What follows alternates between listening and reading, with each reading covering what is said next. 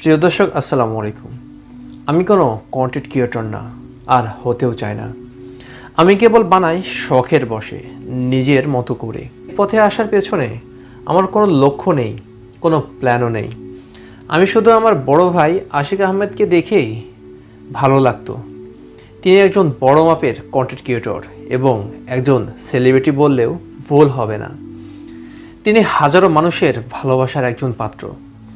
তাকে দেখে মূলত আমার ভেতরে শখ জাগে আমিও কন্টেন্ট ক্রিয়েট করব। তবে একটা জিনিস আমি জানি, এটা সহজ কিছু না, তবুও আমি করি, কারণ এটাতে একটা প্রশান্তি আছে। আমার ভিতরে কোনো প্রতিযোগিতা নেই, কারোর সাথে পাল্লা দেওয়ার কোনো চেষ্টাও নেই। আমি শুধু আমার ভালো লাগা থেকে আর আমার শখ থেকেই এই পথে পা দিয়েছি। তবে আমি বেশি দিন এই পথে থাকতে চাই না।